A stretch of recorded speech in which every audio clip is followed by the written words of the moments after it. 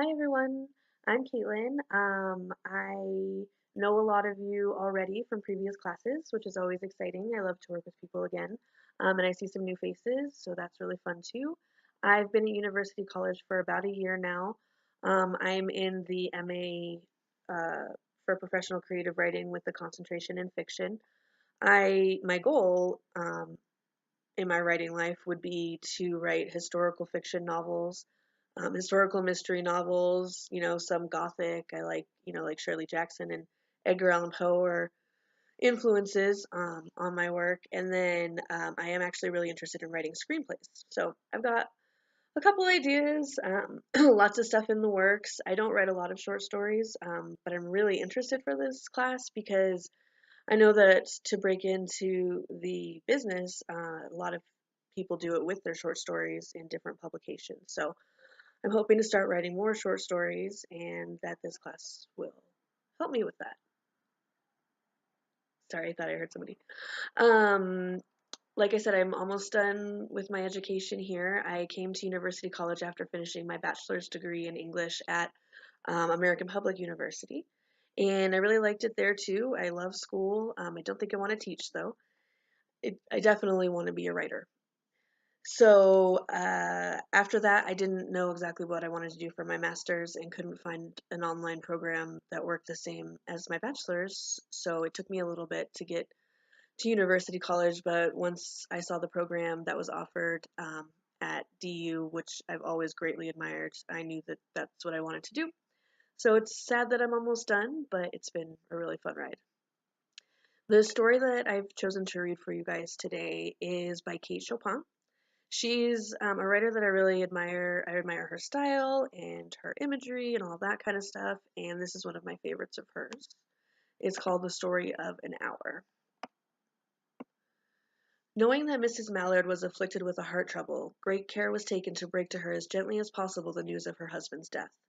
It was her sister Josephine who told her in broken sentences, veiled hints that revealed in half concealing. Her husband's friend Richards was there too, near her. It was he who had been in the newspaper office when intelligence of the railroad disaster was received, with Bentley Mallard's name leading the list of killed. He had only taken the time to assure himself of its truth by a second telegram, and had hastened to forestall any less careful, less tender friend in bearing the sad message. She did not hear the story as many women have heard the same, with a paralyzed inability to accept its significance. She wept at once with sudden, wild abandonment in her sister's arms. When the storm of grief had spent itself, she went away to her room alone. She would have no one follow her. There stood, facing the open window, a comfortable, roomy chair.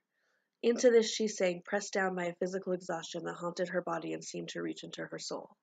She could see in the open square before her house the tops of trees that were all aquiver with the new spring life. This delicious breath of rain was in the air. In the street below, a peddler was crying his wares. The notes of a distant song which someone was singing reached her faintly, and countless sparrows were twittering in the eaves. There were patches of blue sky showing here and there through the clouds that had met and piled one above the other in the west facing her window. She sat with her head thrown back upon the cushion of the chair, quite motionless, except when a sob came up into her throat and shook her, as a child who has cried itself to sleep continues to sob in its dreams. She was young, with a fair, calm face whose lines bespoke repression and even a certain strength. But now there was a dull stare in her eyes, whose gaze was fixed away off yonder on one of those patches of blue sky. It was not a glance of reflection, but rather indicated a suspension of intelligent thought. There was something coming to her, and she was waiting for it fearfully. What was it? She did not know. It was too subtle and elusive to name. But she felt it creeping out of the sky, reaching toward her through the sounds, the scents, the color that filled the air. Now her bosom rose and fell tumultuously. She was beginning to recognize this thing that was approaching to possess her, and she was striving to beat it back with her will, as powerless as her two white slender hands would have been. When she abandoned herself, a little whispered word escaped her slightly parted lips. She said it over and over again under her breath. Free, free, free. The vacant stare and the look of terror that had followed it went from her eyes. They stayed keen and bright, her pulses beat fast, and the coursing blood warmed and relaxed every inch of her body. She did not stop to ask if it were or were not a monstrous joy that held her.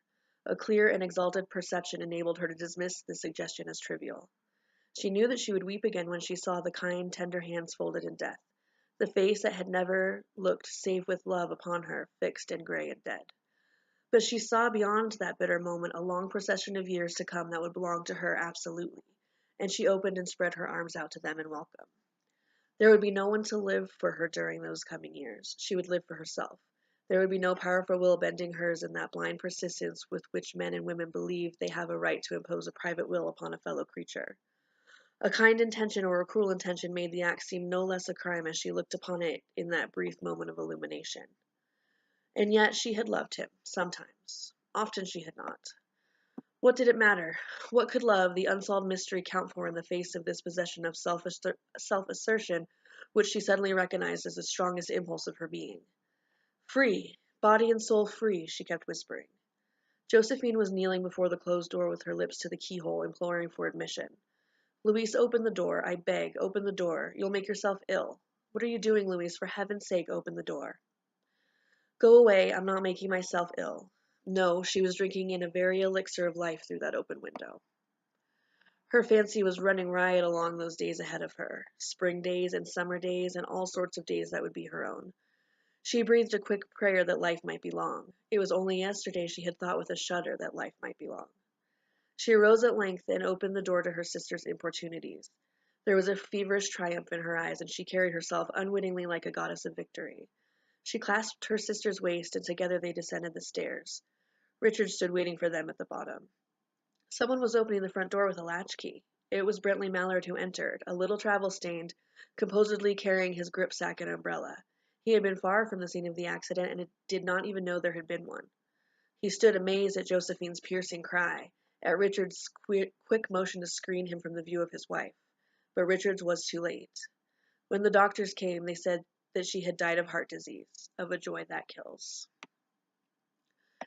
So that's the Kate Chopin story that I love. I like the progression of the character. I find that really hard to do in a short story.